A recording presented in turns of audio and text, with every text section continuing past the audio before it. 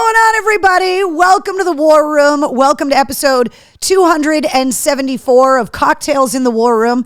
I am your host, Mistress Carrie. Thank you so much for joining me each and every Tuesday night at 8:30 Eastern.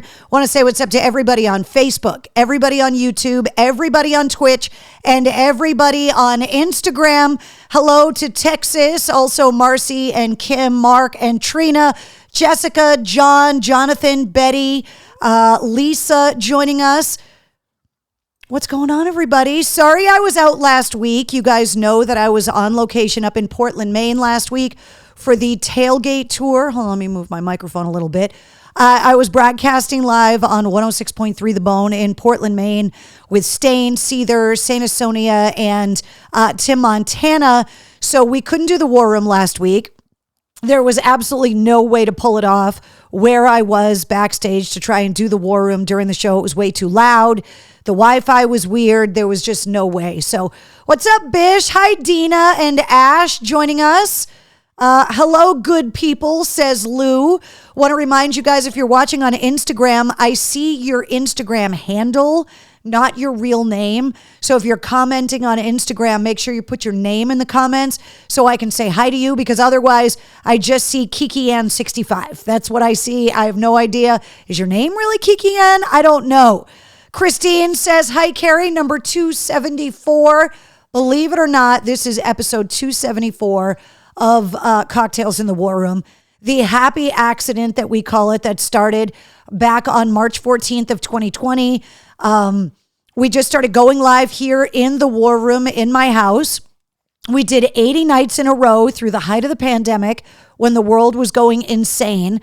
And then when we launched the Mistress Carrie podcast, we turned Cocktails in the War Room into a weekly show, which is where we are now. So between episode 80 and episode 274, we've been here almost every week, sometimes because of circumstances beyond our control. We have to postpone the show or whatever, but we're here. Now, for anybody that's new, I want to introduce you to my co-host, my partner in crime, the peanut butter to my jelly. This is Wednesday, the Goth Pug. That is where you can find her on Instagram. Bill from Fall River joining us on Instagram. Let's see. Lake Marion, South Carolina, chiming in on Instagram. Bring back WAF, says DJC7, blah, blah, blah, blah. I can't read your whole handle. Mark and Athol watching on Instagram as well. Wednesday now has over 1,000 followers on Instagram, which is kind of insane. She has been my co-host through this whole endeavor. And, well, she gets her own camera. We call it the Pug Cam, so that you guys can watch all of the cuteness while we do the show. I do want to remind everybody on Instagram that the aspect ratio on the Instagram feed is a little bit different than it is on YouTube, Twitch, and Facebook. So for that, I apologize. Trina says, we missed you so much Wednesday. Denise joining us, asking, did everybody like the weather today? I don't know where everybody was, but if you were outside of New England, you missed one of those amazing New England spring days that makes us feel like summer is here, because it was 80 degrees today in Massachusetts. It was glorious. It's supposed to rain the rest of the week. Brandon in Ashby joining on Instagram as well. Bish says the Sox are losing to the Braves 2-0 in the fifth right now. There's a lot going on in sports for New England fans. Of course, the Bruins won game one against the Panthers last night, 5-1. The Celtics are playing tonight. The Red Sox are playing, and I am still recovering from the Tom Brady roast on Netflix. Did you guys watch that? I haven't laughed out loud that hard and I can't remember. Now, Aaron Hernandez's fiance said that it's sad that she's raising her kids in such a negative world, because there were a lot of Aaron Hernandez jokes at the roast. Also, Giselle said that it was inappropriate, the number of jokes that were made at her expense and at the expense of the kids. And you guys know by now, when Jeffrey Ross and all of those guys, Kevin Hart, Bert Kreischer, Tom Segura, Nikki Glazer, who was one of the people that I thought stole the whole show, these roasts are brutal. They take no prisoners. It is as brutal as possible. Jeffrey Ross made a joke about Robert Kraft and the massage, and that was really early in the roast. And Tom Brady was like, went right up to him, was like, don't ever, don't say that again or something. Jeffrey Ross was like, yeah, whatever. But is it possible that Mr. Kraft didn't know someone was going to make an Orchids of Asia joke at the roast? There was no one was safe at that roast. Bill Belichick, just literally everybody. It was insane how brutal it was, but it was so funny. Eric says Nikki Glaser dropped so many hilarious bombs. The Gronk cryptocurrency one, absolutely one of the favorites. Although one of the biggest bombs of the night was dropped by Tom Brady himself, because Kim Kardashian, who got mercilessly booed when she went up to talk, he was like, thanks, Kim, for being here. She was really scared to be here tonight, not to get up here, but because she had to leave the kids alone with their dad. I was like, oh, brutal. What's up, Jason? Danae says, I loved the Poppy roast. Absolutely. Brady's 9/11 joke to Bledsoe was great. I couldn't believe the jokes that were getting made. Literally, like nothing, like I said, was off limits. When Tom Brady talked about the fateful day in September when the two jets hit hit Drew Bledsoe, I was like, did he? Because anybody that was old enough to be an adult on 9/11, we wondered when we were going to be allowed to laugh again, right? When it was appropriate for life to get back to normal. And I just mean playing rock music on the radio again, when we were allowed to laugh again. Saturday Night Live and David Letterman were two of the shows that went back to work and made jokes again. And it kind of told everybody, we need to laugh to get over this. And there was even a Boston Marathon bombing joke. I can't remember who made it. Was it Jeffrey Ross, where he was like, we're doing it Boston style? Not everybody's going to finish and some are going to bomb or something like that. And I was like, are we in the place in the world where jokes are getting made about this stuff now? I'm not saying it's appropriate, but I'm also not going to villainize them, because I knew going into it, when I hit play on that roast, that you're not allowed to be sensitive and watch those roasts. They are not politically correct. They made Jewish jokes. They made somebody, was it Julian Edelman, who said Jeffrey Ross is the kind of Jew that makes you want to join Hamas? Like, I was like, oh my God. If you haven't seen it yet, I'm really hoping that the stream on Netflix, Wednesday, get down. I hope the stream on Netflix is unedited. I hope that Netflix had the balls that if they were going to air it live, that they are going to leave it the way that it aired originally, and that they're not going in and omitting jokes and stuff after the fact. But I can't imagine Bill Belichick or Mr. Kraft or any of those guys thought that they were going to be impervious to the jokes, because you can't be in that room, not even on the dais, but in the room. You're just fair game, especially if you are going to take the mic and take jabs at anybody. I thought Drew Bledsoe was just killer. Peyton Manning coming out, although I do have to say, Eli Manning, if you saw Twitter the next day, said that he was going to go to the roast, but he didn't want to roast Brady for the third time. Brutal. It was really, if you haven't seen it, there are so many jokes that I can't even quote properly. The language on it was ridiculous. It's one of the better roasts that I saw. Brett Feldman saying Jew on Jew crime. Nobody was off limits. Even Jeffrey Ross, when he made the massage joke, said to Robert Kraft, like, Mr. Kraft, I love what you do for the Jews. Like, right after he made the massage joke. So if you haven't seen it yet, it was brutal. It was everything I wanted it to be and more. Just raw and raunchy. And I laughed to the point of tears like 3 different times. It was, and good on Tom Brady for knowing what he was going to get in for. You know, all of the gay jokes, the plastic surgery jokes, the divorce jokes, the one of the lines that I loved was like, a man's got to do what a man's got to do. Sometimes if you want to go 8 and 9, it only costs your wife and kids or something. Like, Kevin Hart came for it. So if you haven't watched it, if you don't have Netflix, get a friend that's got it and go to the house and get drunk and watch it, because Brett says Ben Affleck was sad.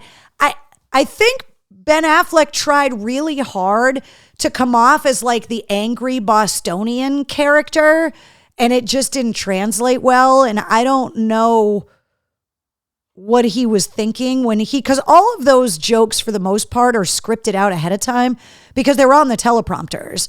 And that's not a shot at him. All of the comedians, they go off the cuff, but all of the comedians had stuff up on the teleprompter. So I wasn't really sure what was going on with Ben Affleck, but it was really, really funny. Tina says it was great. Carrie, even my old school Foxborough High got mentioned. Actually, Bish, Foxborough High got mentioned a few times, which was really, really hilarious. Was it Edelman that said that's the only place that would hire you right now to Belichick? I was like, Eric says it was kind of weird seeing Brady say the word fucking. If you didn't watch The Dynasty, it would be. But that 4-part or 8-part like series, The Dynasty, that's when I kind of got over the whole shock of Brady swearing, because all of those guys swore. Belichick was swearing, Brady was swearing, all of the players were swearing. People say it to me all the time that they're not used to hearing me swear, unless they obviously join us here in the War Room, because I can't swear on the radio. So for somebody like Tom Brady that is very well versed in how to handle the press for the most part, and you always see him doing post-game press conferences or commercials on TV, like, you don't expect avocado ice cream eating Tom Brady to like drop the F-bombs the way that he does, but he's a football player. So, yeah, seeing him swear, we're in a whole new era of Tom Brady now, because he doesn't care anymore. When he said, you could have given me the $20 million and I would have told you I did it about Deflategate, I was like, wow, Tom Brady is giving no fucks right now. Now, there are some newspapers in New York that are saying that was his admission of guilt, but I think that was his joke, saying for $20 million, I would have admitted to anything. That's how I took it anyway. Brett says Matt Light got Bill to swear. Kevin Hart got Robert Kraft and Bill Belichick to do a shot together. Gronk did a shot with Tom Brady and Coach Belichick. It was really, really funny. Oh, thank you, Brett, for reminding me. Robert Kraft taking the microphone and saying, Putin, give me back my fucking ring. I was like, I'm dead at that point. Like, I just died, because when you watch The Dynasty, like Robert Kraft talking about it and how like the U.S. government basically said it would be better for U.S. Soviet relations or U.S. Russian relations if you let him keep the ring. And now Kraft is like, give me my fucking ring back. I was like, ah! I understand that for people outside of New England, that the roast may not have been as funny as it was for us in New England, but it was awesome. Sarah J., the woman from Boston, the comedian, her line about Bledsoe's ring, saying just because you wear it doesn't make it real, comparing Bledsoe's Super Bowl ring to her strap-on. Oh my, I know I'm ruining it for some people, but guys, trust me, there are so many other jokes that you're going to laugh at. The timing of it, great. Just, it felt really good to be able to laugh at completely like politically incorrect jokes, especially with everything going on in the news right now. There's just so much going on between the pro-Palestinian protests, what's going on in the Trump court trial. Like Stormy Daniels talked about spanking him today with a magazine. I could have lived my whole life without knowing that the former president is a sub. Like I didn't need any of that. I do want to let new people know to the War Room that you can always tell what I'm drinking based on the cup, mug, or glass. Tonight, I'm using the Cheez-It tumbler, which for anybody that's new to the War Room is one of the dictionary glossary jokes that's at mistresscarrie.com. The reason that I am not having a cocktail tonight, Cocktails in the War Room, I am having iced coffee instead, is because I was called into work by Westwood One later tonight. And so after the War Room, I actually have to go on the air and pull an all-nighter tonight. So there can be no alcoholic beverage drinking whilst on the people's airwaves. So I'm drinking iced coffee right now, so I stay awake for the rest of the night. What was up with Dana White? I have no idea. The worst is yet to come, Michael Cole says. So that was a Kim Kardashian joke where she said to Tom Brady, I'll say the same thing I tell all of my exes. The best is behind you, is what she said. So kind of hilarious. Rachel King said Sam J had me rolling. She was absolutely hilarious. She was talking about being an African-American woman, a lesbian from Boston, and how she wanted to try one more time to have sex with a man and wanted it to be Tom Brady, and went into grave detail about how she wanted Brady to do it. That was really, really funny. So Sam J, way to go. How late am I working? Until 5 a.m. So I am pulling an all-nighter. Bish says, Carrie, our mutual friend Jackson Blue got laid off today. Sad day for radio today. So Bish, I did see that. There were a lot of layoffs today in radio around the country. A lot of the big major radio companies are reducing their workforces, partly because of technology, partly because ad revenues have not come back to pre-pandemic levels. And all of these radio companies have to report to their stockholders. And so there were layoffs today. So for all of the radio people that are dealing with what I dealt with over 4 years ago with WAF, I'm so sorry. I hate hearing people are getting laid off in something that I love so much in radio, that I've worked in for 33 years. Seeing the way that people are being forced to multitask, to work at multiple stations within a company for no extra money. There are so many people whose jobs have now been automated, and that's happening in the world, right? It's happened in the automotive industry. It's happening in the computer industry. It's happening in the graphics industry. There's so many industries where computers and AI technology are replacing actual people. And it makes me sad, because the thing that I love so much about radio is that it's about the connection with the audience, right? Like being in the studio is a blast. Turning on the microphone is a blast. Doing the War Room is great, right? But if you guys weren't commenting, it wouldn't be as much fun. And the thing with radio is the feedback we get on social media, the texts, the calls. But most importantly for me is being able to go out to the events, to the concerts, to talk to people. Everybody I met at the big gig last Saturday night, everybody that I met at the tailgate tour up in Portland, Maine on Tuesday last week, it makes me really sad.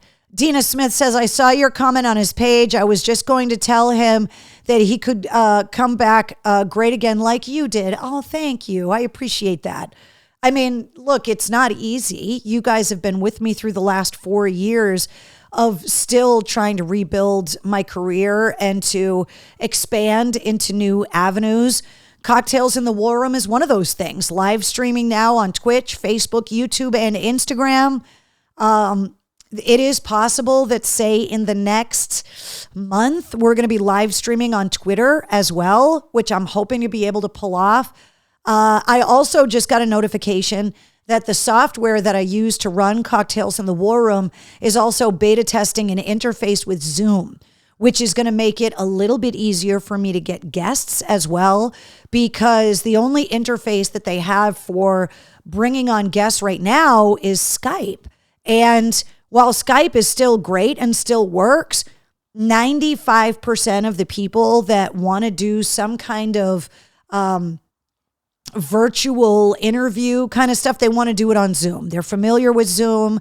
Most bands, most record labels have professional Zoom accounts, so they make it really easy. When I request interviews for the podcast, 95% of the time I send a Zoom link so that I can see the person I'm talking to. I'm also hoping at some point this year to be able to expand to start releasing videos of most, if not all, of my podcast interviews. So the expansion, the slow expansion, it's not easy and it's not cheap to one day have a job in radio at a station you love in a city that you love, and then find out as of today you are no longer employed, because building the infrastructure to do all of the things that I'm doing now, you guys have been holding my hand through the last 4 years of building that. It's not cheap. It's not easy. It takes time, resources. You either have to learn how to do all of these things yourself or bring in people that can do it for you. And that comes with a price, right? So all of the graphics, all of the merch, the website stuff, the social media stuff, all of that has taken time, money, effort. And one of the things I love about the War Room is that you guys literally have seen all of it. From being excited to ordering a tripod that would hold my cell phone in the early days of the War Room so that I could talk with both hands rather than hold my cell phone while I was talking to you, all the way up to graphics and guests and taking the show on the road. It's not easy. And I know a lot of radio people are working so hard at keeping their jobs that they don't have the spare time when they're not at work to be able to start building the infrastructure in the event that they get unceremoniously let go. So it's hard to kind of hit the ground running after a gut punch like that. So my heart really goes out to not only all of the people that got laid off, but I also know, the people that get left behind not only are missing people that they loved working with every day, but are then being asked, well, if you want to keep your job, you have to absorb more of the people's workload that we just laid off.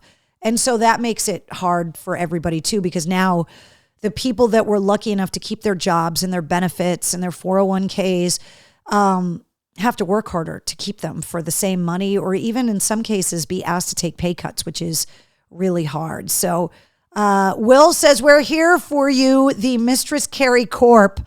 Thank you very much. Bish says tripod, also Keith's nickname. Stopping in tonight, says Richard Fitz Jr. First time in a long time. I'll stay on as long as I can. Thank you, Mr. Fitz. So we got a lot to talk about. We didn't get to do the show last week together, so I apologize for that. I want to let you guys know a couple of things. I always like to point out when the show gets press. And so the guys in Shinedown have been promoting the hell, even as soon as this week, out of my podcast episode 198 with Brent Smith, telling the Simple Man story. So I want to thank the guys in Shinedown. Brent told me that once that episode was done and came out with all of the old audio in it, that he was really going to get the band, the social media pages, the management, the record company, everybody to be able to push so that everybody knows what an integral part of the success of Shinedown that amazing Simple Man moment was. And so I just want to send some love to the Shinedown guys and to Brent Smith specifically, because he's doing everything that he promised me that he would do. He was like, back then you were in a position to help us. And now that we, are possibly in a position to help you, with the coin flipping, that the guys in Shinedown want to repay the favors, and they're incredibly gracious about that and have always been like that, from supporting my marathon runs to, just always being there to say yes, including Brent on episode 1 of the podcast. So I just want to, thank Brent and the guys from Shinedown, and also everybody at Blabbermouth who pay very close attention to the podcast. And the first time that the guys in Seether actually talked about the name of the first single from the upcoming new album, Judas Mind, was during the broadcast last week from the Tailgate tour up in Portland. That Seether interview I put up as a bonus episode of the podcast late last week. And once it hit the podcast, it got picked up. So I want to thank everybody at Blabbermouth for always being so gracious and giving press to the podcast episodes when we make news, which is pretty often, actually, which is pretty cool.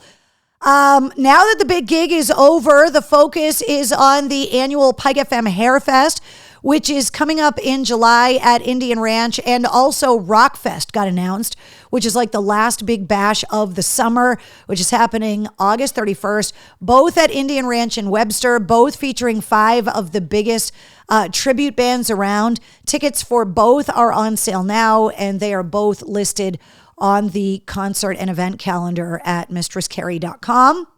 For anybody that doesn't know, you can hear me every weekday afternoon from 3 to 7 on 100 FM The Pike in Worcester. You can also hear me every weekday afternoon on 106.3 The Bone in Portland, Maine.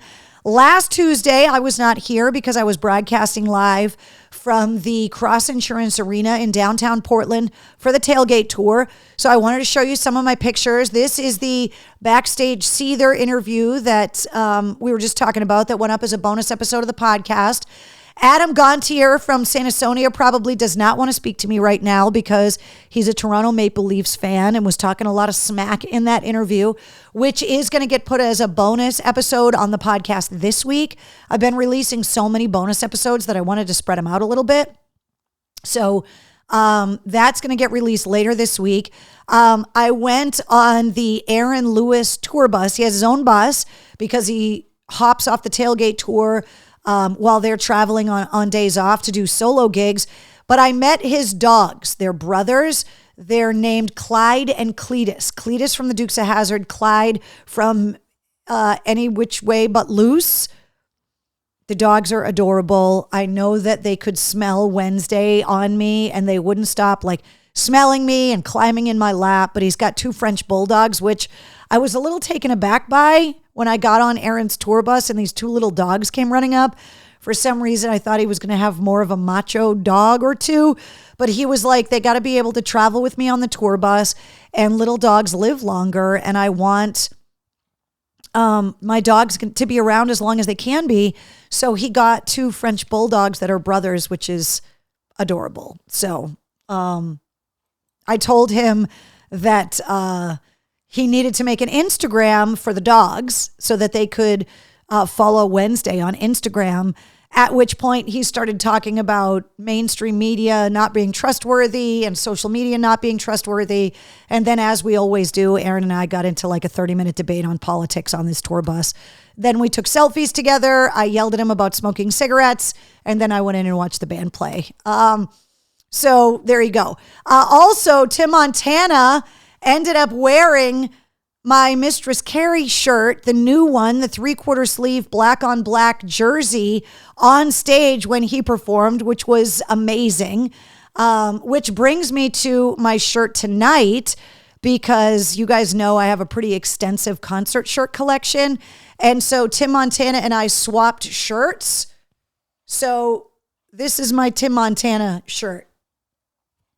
So he gave me his shirt. I gave him my shirt. He wore mine on stage. It's pretty badass. So really, really excited about that. So, all right, want to remind you guys about an event coming up. This is happening next Friday, May 17th at Florian Hall in Boston. Sometimes it comes up as Dorchester. Sometimes it comes up as Boston. It is America's Funniest Firefighter, the New England Region edition. It's the finals. They asked me to come and be a judge. So they've got firefighters from a bunch of different towns, including, see this patch right here with Johnny Appleseed on it? A member of the Leominster Fire Department, which is hilarious. The firefighters get paired up. Yes, I see you back there Wednesday.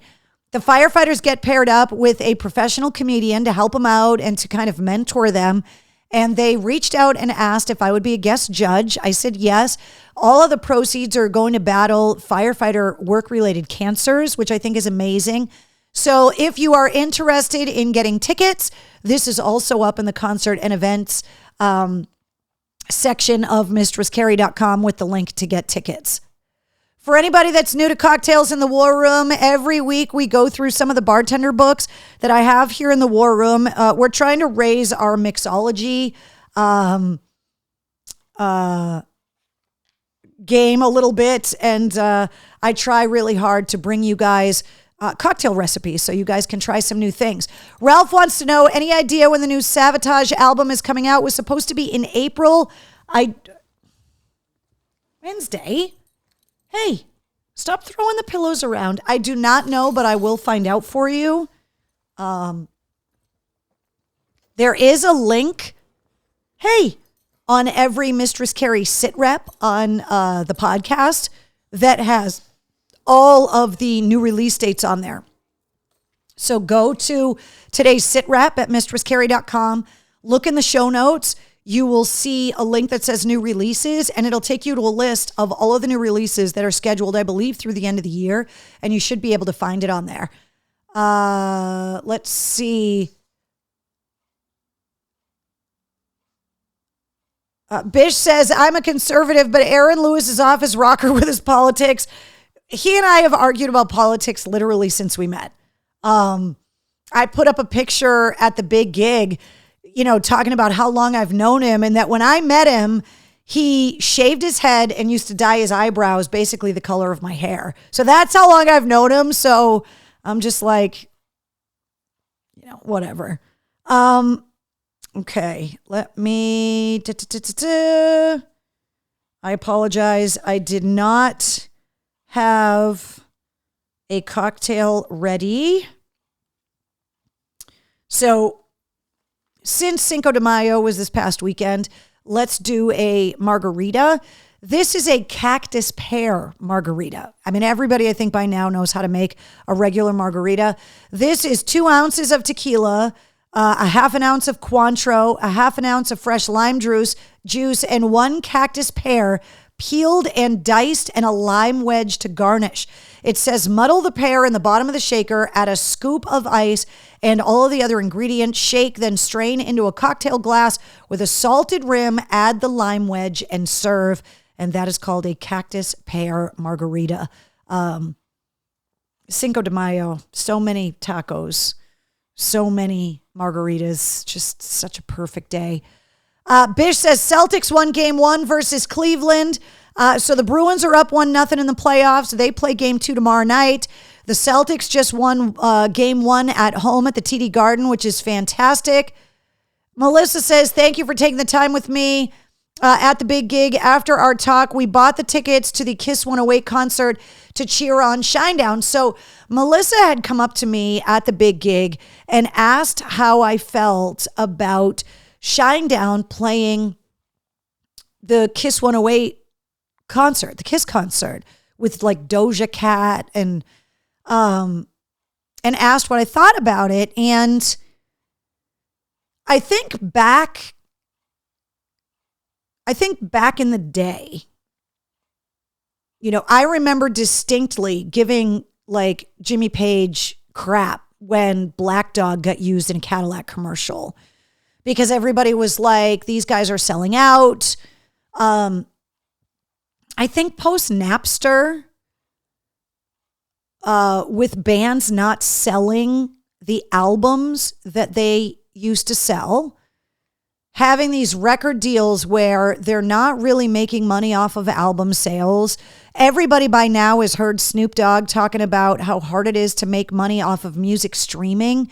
It's like 1/1000th of a cent per stream. It's absolutely ridiculous. You've literally got to be Taylor Swift to make money off of streaming, or to have some level of success like Taylor Swift, to have a hit song that crosses over all genres like Jelly Roll before you start getting any kind of significant streaming checks in the mail.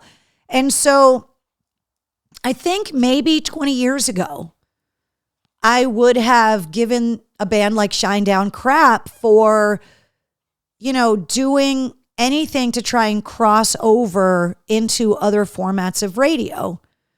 But I think, as we've seen recently in country with Hardy and Tim Montana and the aforementioned Jelly Roll, where they're coming from the countryside and coming to the rock side, in order for a band like Shinedown, right, that's been a band for 21 years now, to get to that play stadiums level career that we all hope that a band we love can get to, it's really hard to do that nowadays without kind of putting all of the hooks in the water.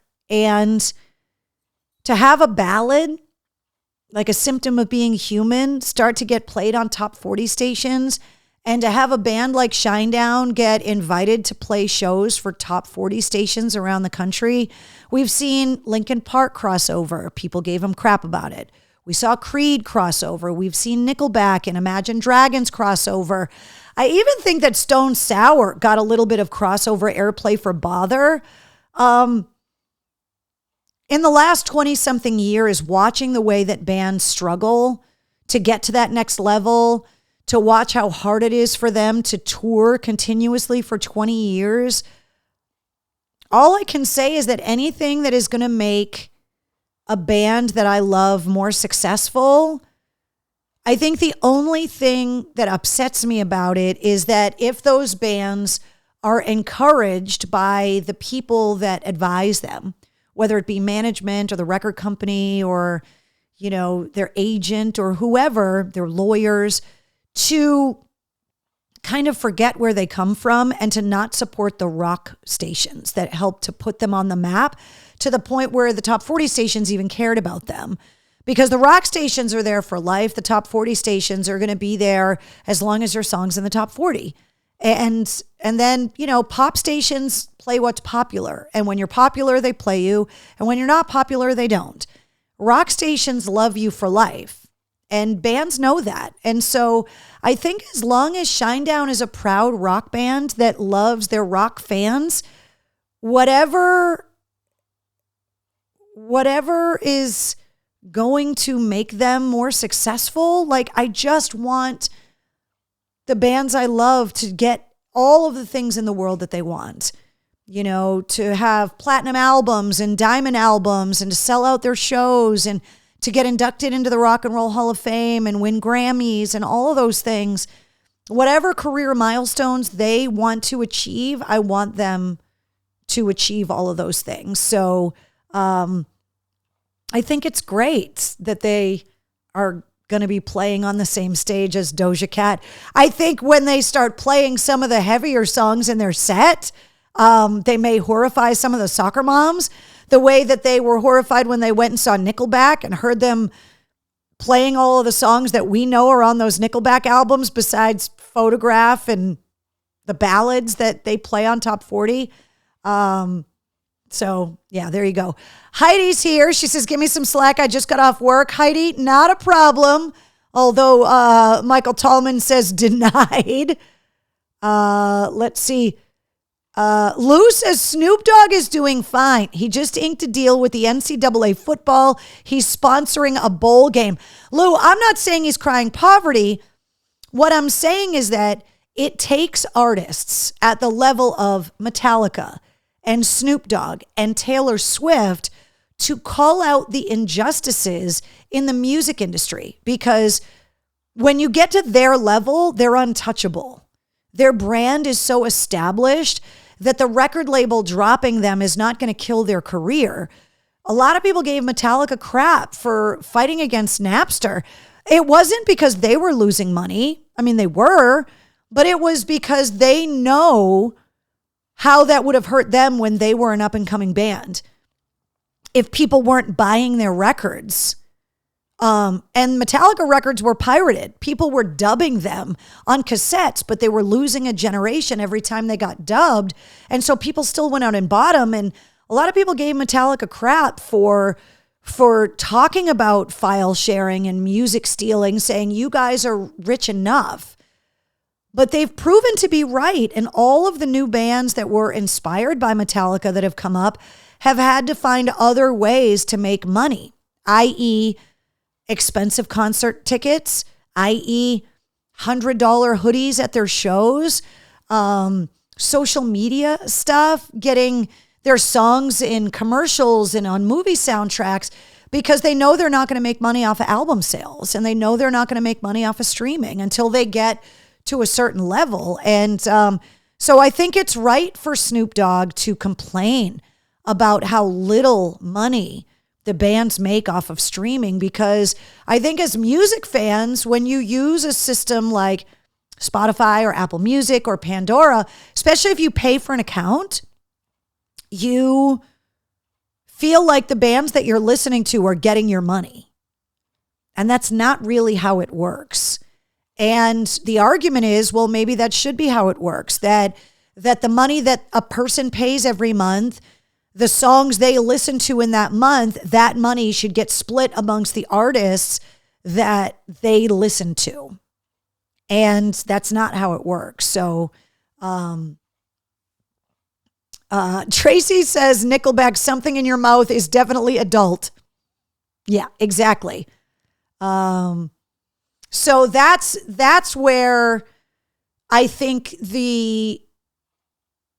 it's the position of power, right? That our elected officials are supposed to be in a position of power to speak for those that don't have the voice or the platform, for people to have a massive social media presence or any level of fame, that try to use that fame and that platform and that microphone to call out injustice or to get behind nonprofits. That's kind of the responsibility that comes with that. And there are people that say, oh, shut up and dribble, shut up and sing. But I think anyone that is in a position to try and help a cause that they truly believe in, I've taken crap for years and years and years off of the support for the military that I've given, because people debated the war and were like, well, you're cheering on the war. And in the beginning, after 9/11, I was pretty angry, the same way that I was angry after the marathon bombing and was on the radio calling for, that little shit to get executed, and he should have just gotten shot in the face coming out of the boat, because I was angry, still want him to get the death penalty. Fuck that kid. But my support has always been with the troops. And I believe that if I have the ability to help veterans' causes, to help raise awareness for some of the struggles of our nation's veterans, that if I want to do it, I don't want to be told I have to do it. But if it's something that I truly believe in and I'm going into it for the right reasons, which I think a lot of athletes and actors, when they stand up for something, whether I agree with them or not, they're doing what they think is right. And I think anybody with a platform wants to do that. Betty says, that makes me want to go and give up Apple Music. Well, the thing is, look, I'm not rallying against any of them. They're all like that. YouTube as well. If you really want to support an artist, if you really and truly want the artist to make your money, buy their merch off their websites, because when you buy it at the shows, there's more people getting paid out for the merch. The merch is usually cheaper on their website because there's fewer middlemen. They don't have to truck the merch around. They don't have to pay merch people. They're not paying the venues to take their percentage. And buy the band's albums. Buy physical copies of the albums. If you really want to make sure that you're supporting the artist, which is why when I go to shows, for free, anybody that's ever been to a show with me, my husband knows this is the deal. I got him doing it even when he goes to shows without me, that if I am given tickets for free by the artist, I always buy a t-shirt, which is why I have so many freaking t-shirts. Or a hoodie. Sometimes I buy a hoodie. But I always want to make sure that I'm supporting the artists, especially the ones that I love a lot, that I will go to the merch booth and spend all of my money. So if you really love an artist, support them by buying their merch. Every band has a merch store on their website. You can buy their merch. It'll get shipped right to you. There's usually a better selection of merch on their websites. A lot of times you can go and get old merch from older tours because they have leftover stuff. Sometimes that stuff is a discount. They always have great like Black Friday sales, and they always have great novelty stuff. AC/DC has got unbelievable novelty merchandise in their online store. Same thing with me. You know, I understand what it's like to have my own merch store, and I understand what it's like to, you know, have to put up the money to make the merch and to see all of the expenses and all of that stuff. So if you really and truly want to support the artist, by all means, use your streaming services. But if you really want to make sure that you're supporting the artist as much as you can, go see them live, buy merch off their website, and buy their albums. And the meet and greets too. You know, unfortunately, part of the whole post-Napster world we're living in is why a lot of times they have those special VIP meet and greets that you have to pay for because they rely on that money. Sometimes the VIP meet and greets pay the expenses of the tour so that they're able to allocate money to other things. So Richard Fitz says, because you understand how it works, unfortunately, there are a lot of fans out there that don't get it. That's why I talk to you guys about this stuff. I'm not trying to tell you what to do. I'm just trying to explain to you guys how it is, which is why I love the War Room so much, right? Because there are so many people that will go on social media and be like, hey, I'm free for an hour. Ask me anything. They'll go on Reddit. They'll go on Twitter, whatever. You guys know every Tuesday night at 8:30, you can come right here on Facebook, YouTube, Instagram, Twitch, and you can ask me whatever you want. Whether or not I'm going to answer you honestly, you know I will. I might give you shit about asking me a dumb question, but I will answer. Travis says, I love my new hoodie, by the way. He's talking about the new Mistress Carrie hoodies, which the feedback on those has been amazing.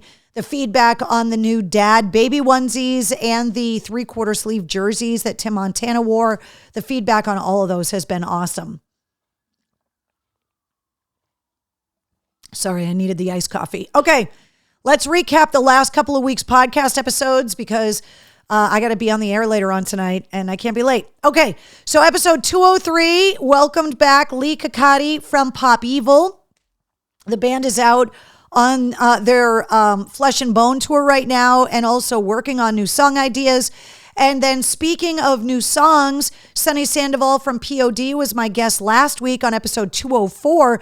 The new POD album Veritas came out this past Friday.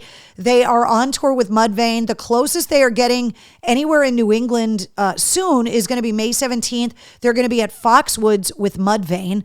But Sunny Sandoval told me in last week's episode of the podcast, with a new album comes like 2 years of touring. So the guys in POD are going to be out and about a lot.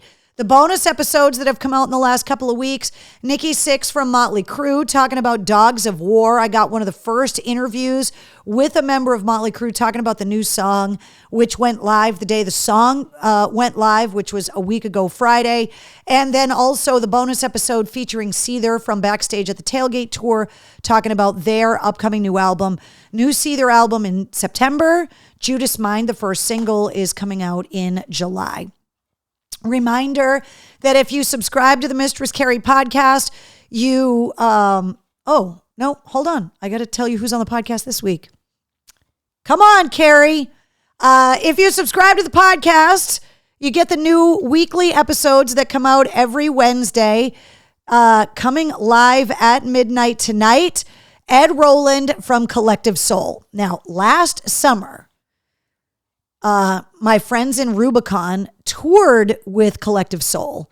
And I spent like a half hour hanging out with Jay Sims, the lead singer of Rubicon, and Ed Roland from Collective Soul in the loading dock of the Cabot Theater in Beverly, talking about music, talking about the Beatles, just talking about songwriting and amazing singers.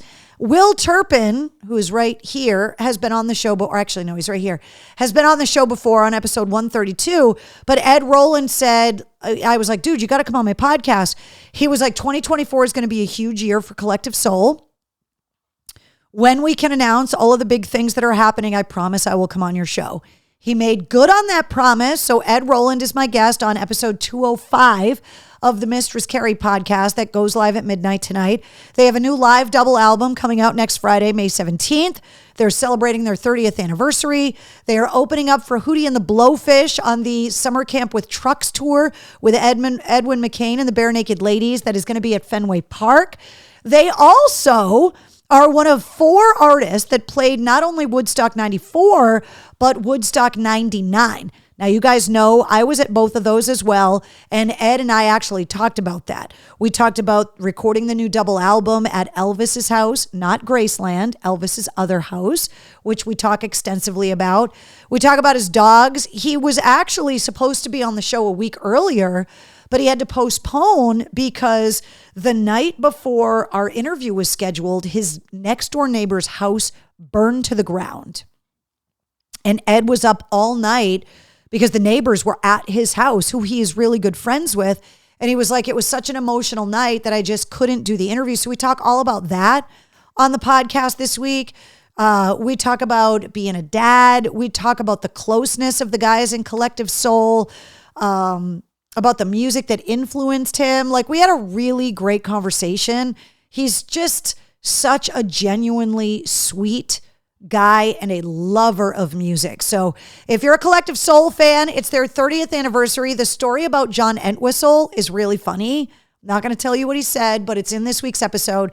So episode 205 of the Mistress Carrie podcast goes live at midnight tonight, featuring Ed Roland from Collective Soul.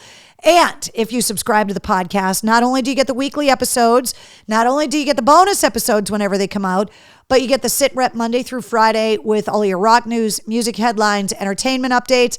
It's around 5 minutes long and it updates first thing in the morning. So no matter how early you get up, you can get caught up with all of the entertainment news, music highlights, rock gossip, album releases, tour announcements, all of that stuff.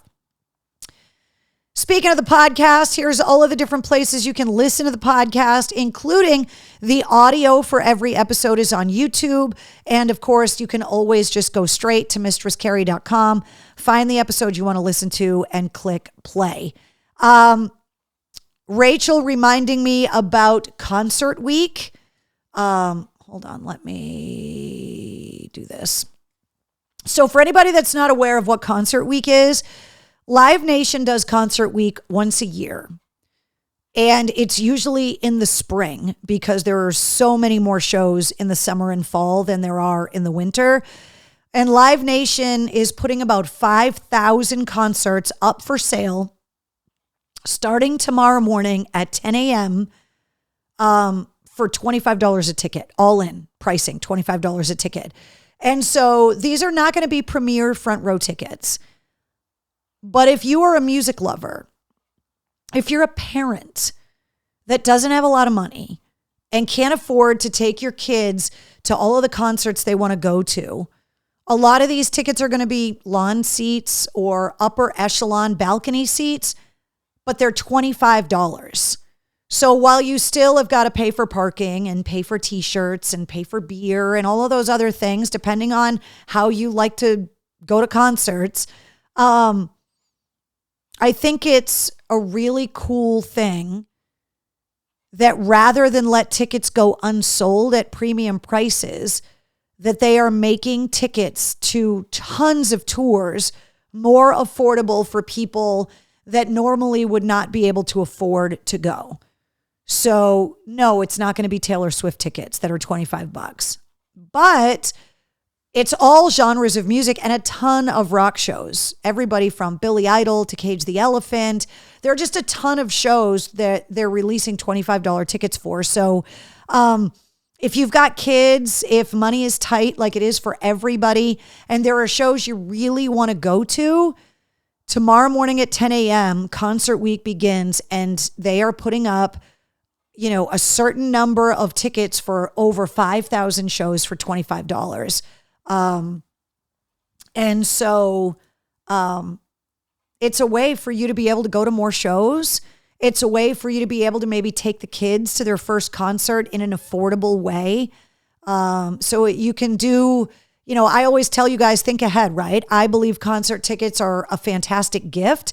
So if somebody's going to have a birthday, an anniversary, some kind of event that you want to buy them a gift for between now and whenever the show is, find out who their favorite band is and buy them some tickets and go with them. I love concert ticket as a gift because not only is there the surprise when they open it, but then especially like giving tickets around the holidays or for like birthdays and stuff, because then they get to go to the concert 5 months later or 6 months later and it comes up all over again, as opposed to just, buying somebody a gift card to a store or, something that they're going to get rid of and never think about it again. So, Tom says, hey, Carrie, what the F is going on here tonight? Tom, what do you want to know? Welcome to Cocktails in the War Room. You know what's going on.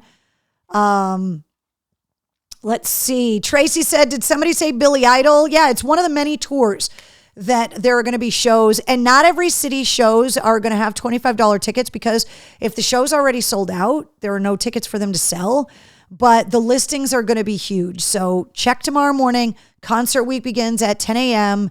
And I just think it's a great opportunity to be able to go and see shows that you might not ordinarily be able to afford to go to, especially if you're a parent, because I know what it's like to, want to take the kids to stuff.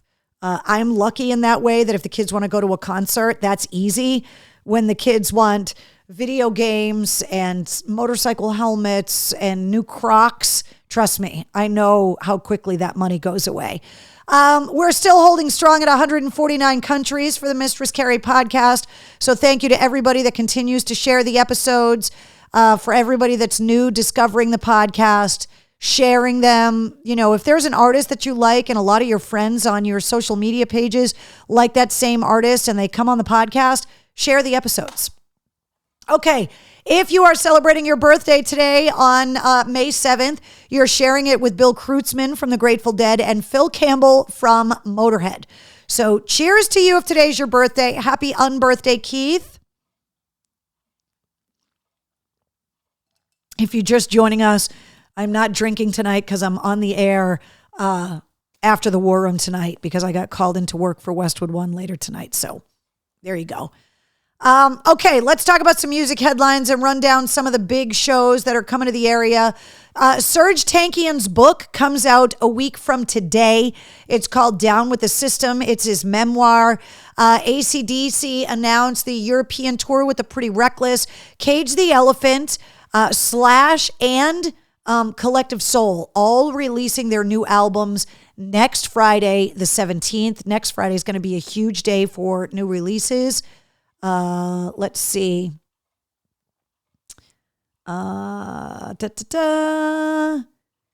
Heidi says, cheers to my anniversary next week. Congratulations, Heidi. Fine. Everybody's saying happy unbirthday.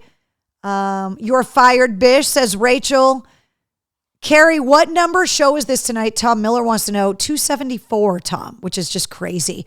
Coming to the Garden, Incubus, Weezer, Jelly Roll, 21 Pilots, Jeff Lynne's ELO, The Black Keys. So many shows coming to the Garden. So many of these tours. Don't forget, like we said, the all-in $25 Concert Week tickets. The big gig happened last week. Oh, that's a typo. Even though I'm just drinking iced coffee. The Silver Scream Con coming to the DCU Center the weekend of September 13th through the 15th. And Iron freaking Maiden is going to be at the DCU coming up on November 6th. This is happening next week. Starset, the Immersion Tour. That's at Big Night Live in Boston. The Xfinity Center. Need I say more? Just so many shows getting announced. You guys know that all of these shows are listed on the events calendar at mistresscarrie.com. Greta Van Fleet's going to be at the Mohegan Sun Arena August 2nd. Godsmack with Nothing More and Flat Black, July 25th at the Bank of New Hampshire Pavilion, July 26th at the Maine Savings Amphitheater. ELO, yes. The Electric Light Orchestra, Megan. ELO. Please don't tell me you don't know who ELO is. That will hurt my feelings. Jessica says Jelly Roll is awesome. By the way, Jelly Roll just ran a 5K with Tom Segura and Bert Kreischer, and Jelly Roll is down 50 pounds so far. Bunny XO, his wife, actually came out recently in a video and said that he stopped going on his social media pages because he was being bullied because of his weight, which I can't understand. Like, here's Jelly Roll that's literally making the hard life choices, working on himself, making changes. He's down 50 pounds. He just ran a 5K and people are bullying him about his weight. It just doesn't make any sense. I don't understand. It's like, why go out of your way to be negative with people? The Leader Bank Pavilion, this show just got announced today, Falling in Reverse with Dance Gavin Dance, Black Veil Brides, and Tech Nine. This show just got announced today, goes on sale on Friday. The show is September 9th at the Leader Bank Pavilion. The Bush Loaded Greatest Hits Tour is August 24th, 311, Slash, I Prevail, and Hailstorm. This, I believe, is one of the tours that the $25 tickets are going on sale for, but I don't know if this show has $25 tickets or not. We'll find out tomorrow at 10 a.m. when all of those shows go up for sale. The Rolling Stones at Gillette on May 30th. The Red Clay Strays are going to be opening up the show, by the way. They've got rotating openers for the whole tour. Everybody from the Pretty Reckless to Gary Clark Jr. But the show at Foxborough is going to be the Red Clay Strays. And, of course, Metallica at Gillette Stadium on August 2nd and 4th. Speaking of Metallica, did you guys see Kelly Clarkson covering Sad But True? If you have not seen this video that she did on the Kelly Clarkson show the other day, look it up on YouTube. Wow. Her version of Sad But True is stellar. It's unbelievable. She turned it into a piano ballad in the beginning, and it's fantastic. Collective Soul is going to be opening for Hootie and the Blowfish with the Bare Naked Ladies and Edwin McCain coming up on June 21st. This show is sold out. The Foos at Fenway. Blink-182 is one of the tours that all-in tickets for $25 are going on sale tomorrow. The Fenway show, I don't know, but the Blink-182 tour in general is on there. Def Leppard and Journey with Heart. Green Day with the Smashing Pumpkins. Rancid and the Linda Lindas. This show is sold out. And then, of course, Pearl Jam on the Dark Matter tour. 2 shows at Fenway. Never thought I would see so many rock bands playing at America's most beloved ballpark. Maylene and the Sons of Disaster playing the Palladium on May 18th. The NoFX finale tour, August 31st and September 1st at Campanelli Stadium in Brockton. 2 shows for that one. MGM Music Hall at Fenway, Bad Religion. That is tonight with Social D. Gary Clark Jr. Speaking of Gary Clark Jr., on June 7th at the MGM Music Hall at Fenway, Kings of Leon and Sting. So, and more shows are getting announced all the freaking time. So just keep your eyes on the website. So many shows. Black Veil Brides are playing tomorrow night at the House of Blues. Rival Sons and Clutch are going to be there on September 17th. And Hatebreed with Carcass and Harm's Way and Crypta will be at the House of Blues coming up September 27th. Eric says Jelly Roll is literally the sweetest person ever, as well as his lady. I know, exactly. People suck, Richard, exactly.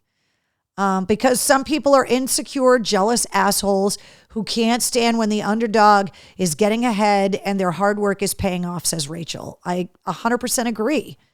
It drives me crazy that Jelly Roll, if you hear Jelly Roll's story, if you go back to his interviews on the Mistress Carrie podcast and listen to him tell his life story, the fact that he is not still in jail, the fact that he is an active participant father, that he is a loyal husband, that he has a successful career and a business where he employs people, and that he is giving back to kids that are in juvenile detention, to ex-cons that are now out of jail with a criminal record and are having a hard time finding jobs. Jelly Roll is putting his money where his mouth is. And it's just like when they call women whores. It's like, yawn. Like, really? People do it to me all the time. And shut up. You're old. You've gotten fat. I hear a lot. You're old and fat now. Shut up. Like, really? Come on now. You're going to have to do better than that. If I had a nickel for every time I've heard somebody say that stuff. And so for Jelly Roll, it's just a cheap shot. He knows he's big. He knows. He's working on it. He's finally in a position where he can prioritize his help and also has the money to get professional help, a dietitian, a personal chef, whereas most people, most Americans don't have that access. He has the money to buy really good food, nutritious food, has access to all of that, where a lot of people, especially in the inner cities and food deserts, don't have access to anything that isn't processed. They don't have access to fresh produce, don't have the ability to grow their own. So, yeah, just people picking on Jelly Roll. It's like, come on now. Paradise Rock Club, Keith Wallen, a guitar player from Breaking Benjamin, whose new album Infinity Now came out last Friday. He's going to be at the Paradise coming up on September 22nd before he goes out on the road this fall with Stained with Breaking Benjamin. More shows coming to City Winery. I just talked to those guys last week. We got to update the concert calendar because there were so many shows coming. And then A Day to Remember, Story So Far, 4 years strong. This show is at the Stage at Suffolk Downs. That's coming up on Friday, June 28th. And then new releases this Friday include Incubus celebrating the 23rd anniversary of their album Morning View, Kings of Leon's new album Can We Please Have Fun, Powerman 5000 are back with Abandoned Ship, and also Sublime with Rome releasing Sublime with Rome. So this is all out this Friday. All right, mail call. I got some interesting stuff in the mail this week. Trina says, I don't understand someone just being an asshole and bringing down others just because they can't get their shit together. Yeah, sometimes people just want to punch down because they feel like it makes them more powerful. And it, in my opinion, it makes you look weak to punch down on someone. There are people in positions of a lot of power, even in our government, that do that. Name calling, belittling, calling women unattractive or fat or whores, just making fun of anything, whether it be a disability or weight or just whatever it is. It just, punching down just makes you look petty and small, in my opinion. All right, mail call for anybody that does not know. This is the time in the show where we go through whatever crazy stuff people send me in the mail. So I got this album today, Gregorian 2020. I don't know who sent it. Rare Waves in Illinois is who sent it, according to the postmark. So I will give this a listen. I love it when people send me music, so I appreciate that. I also got some additions to my t-shirt collection. I know who these are from. So first of all, I got another Lady Gaga t-shirt. Don't threaten me with a good time. Although the sizes are a little bit weird. So this one's an extra large, which is a little big, but I can cut it up and make a tank top out of it. I'm not too proud to wear a Lady Gaga shirt. I love me some Gaga. named herself after a Queen song. How can you hate her? Then, speaking of Jelly Roll, I just don't know why this is a double extra large, but you guys know that I've met Bunny a few times now at Jelly Roll shows. She's gracious and as beautiful up close as you would expect. She does not shake hands. She's like, I'm a hugger. And then she just grabs you and hugs you. She takes pictures with you. She's just sweet. So pink is not my color, but I love me some Bunny XO. So thank you for the shirt. By the way, there was no card in with these shirts. So I have a feeling I know who these shirts are from. Then I got this one, which I absolutely love. Once again, the size is, what size is this one? Yeah, double extra large. I am definitely not that big, but the shirt is badass. I will definitely be putting some scissors to this shirt so I can wear it this summer. But this ghost shirt, I believe that's Papa Emeritus the Fourth. And is he sitting? Oh, no, it's the second. It says Papa 2 on the license plate there. Awesome. And then this one I absolutely love. And again, the size is weird. This is an extra large. I'm totally going to put scissors to this one. But I absolutely love this shirt. I've always wanted this shirt, actually. And I've almost bought it at like 4 different Rob Zombie shows. But I bought other shirts instead. So I'm glad I have this one now. So, is someone going to claim these t-shirts? Eric says the CD is mine. Thank you very much, Eric. I will check this out for sure. I've not opened it yet. Ralph says, hey, Carrie, I'm giving about 200 hair metal and heavy metal cassettes to the Goodwill store in Quincy tomorrow. Ralph, what? You're getting rid of cassettes? Richard Fitz says, Gaga rocks. I'm sorry, hon. I lost a cousin to it too, says Rachel. I'm sorry, Rachel, I think I missed a message. Bish says, if I get you a shirt, what size are you? In regular unisex t-shirts, I am a medium. In ladies t-shirts, it's like a large or an extra large, depending on if it's going to shrink or not, because you gotta leave boob room. You got to leave boob room. But medium regular t-shirts, that's what this Tim Montana sweat t-shirt is. So Eric says, the shirts are from me too. I forgot to send a card. Thank you, Eric.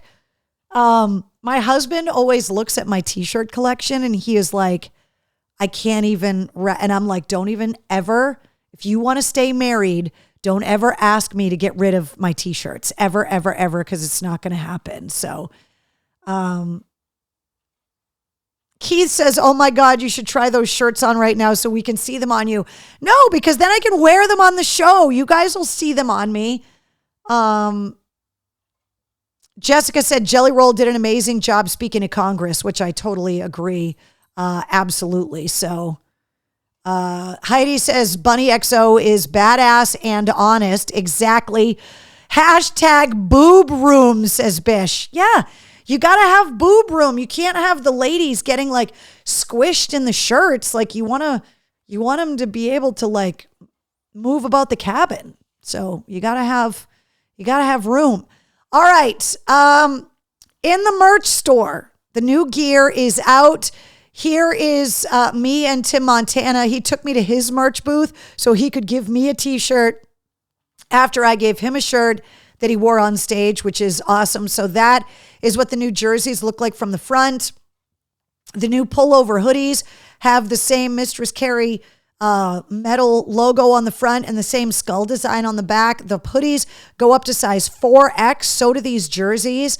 They are the first pieces of merch that I have had in my store that go up to 4X. The other stuff goes up to 3X. Then, of course, there is the roll-up Mistress Carrie purple fleece blankets and the new My Dad Says Mistress Carrie Rocks baby onesies. The newborn is solid gray. The 6-month, 12-month, 18-month, and 24-month match the jerseys. The jersey that Tim Montana is wearing is a very, very dark gray with black sleeves. So I tried really hard to get the baby onesies to match. It's as close as I could get. There is a Mother's Day sale in effect for the rest of this week. Use the code MOM2024 at checkout. You can get 20% off of all of the ladies' t-shirts, the ladies' tank tops, and the My Mom Rocks Like Mistress Carrie onesies.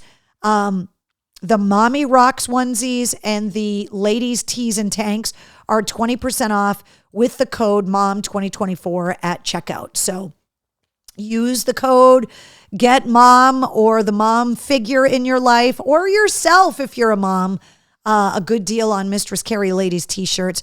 The ladies t-shirts go up to size double extra large, but they run a size small. So if you normally wear a large, get an extra large. That's what I wear in these ladies t-shirts. For some reason, they run small. The tank tops don't run small, but the ladies t-shirts do run small. I don't know why. They just do. T-shirt Brian was like, I have no idea why they run small like that, but they do. If you do not have a Mistress Carrie Backstage Pass, you get discount codes to new merch. So you've got discount codes to the blankets and onesies already. You've got discount codes to the hoodies and the 3/4 new jerseys with the skulls on the back. You also get access to concert tickets. Right now, you got access to Cage the Elephant tickets, but Backstage Pass holders, more tickets are on the way, I promise you. We did a live stream on Monday night, the 29th. We will schedule the May live stream. I got to work it around Memorial Day weekend and my sister's graduation from Harvard. So we will plan out the May private live stream that we do every month. You also find out who's going to be on the podcast, so you can submit questions. Let me know what you want to know in these interviews. You get travel blog updates, early access to event tickets, and so much more. So go to patreon.com/Mistress Carrie, or just click the Patreon logo at mistresscarrie.com and get your Mistress Carrie Backstage Pass. A reminder of all the places on social media that you can find me. They're all right here. Twitter, Threads, Instagram, Facebook, TikTok, Cameo, YouTube, Twitch. Most of the people that are watching the War Room right now know exactly where to find me on social media. But I do want to remind you that if you're watching on Facebook, or even if you're not watching on Facebook, go to the official Mistress Carrie Facebook page. There's a button that says groups, and join the Mistress Carrie Veterans Rock Group. It is there for the sole purpose of getting veterans together to share information, resources, support, to allow civilians a place to learn about veterans organizations, veteran-owned businesses, causes, nonprofits, to ask questions. Somebody last week said, I have a tattered flag and I don't know what to do with it. And a bunch of veterans chimed in on the group and were like, this is exactly what you want to do with it and where you want to take it. And she was like, I'm so grateful. Thank you so much. It really makes me happy that people are using the Veterans Rock group to share information. There have been veterans that have asked, hey, can somebody help me figure out where to find the VSO in my town, the Veteran Services Officer, or what forms do I need to fill out? People have asked questions about how to find out about their grandfather's service in the military and how to acquire a DD-214 and where to get all of this information. And all of the veterans that are in this group are helping people, civilians that don't know the answers to these questions, to help them navigate the veteran services and the VA and steer them towards specific nonprofits. I've had veterans reach out to me through the group asking about different organizations, people saying, I want to make a donation to a veterans nonprofit in honor of a veteran that recently passed. Can you suggest some good ones? So if you have not joined the Veterans Rock group on Facebook, definitely join that group. It is only there for veterans related stuff. It is not there to talk about music or share funny memes. It is not there for wannabe dominatrixes to try and find a sub or to worship. Like, all of those people get blocked and banned from the group. This is just there solely for veterans information. And I love that Swoob Squeegee Services, says Michael Tallman. But I love the fact that people are getting active in the group. I see people posting stuff all the time. The comment chains. This is not a political group by any stretch of the imagination, so I don't deal with any of that stuff in the group. It is about being positive, supporting veterans, helping veterans in any way, shape, or form that we can. And just trying to galvanize the power of the War Room and the Mistress Carrie radio show and the podcast into doing good.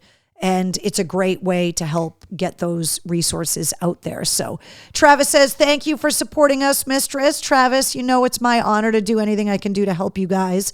The ice cream update I don't have yet. We're working on it. I promise. I just don't have updates yet. I'll let you guys know when I have more details about that. And if you're like, what do you mean ice cream? More is coming.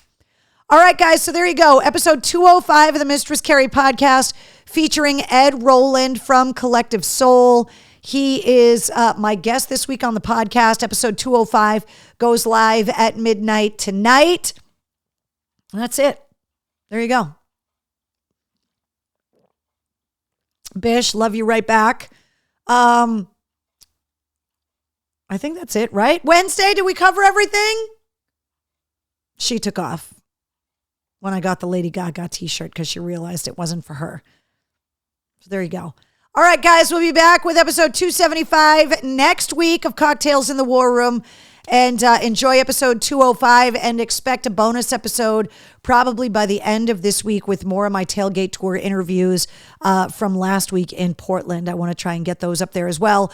Go Bees, go Seas, go Sox. And if you haven't watched the Tom Brady roast yet, you're in for a doozy. Good night, guys.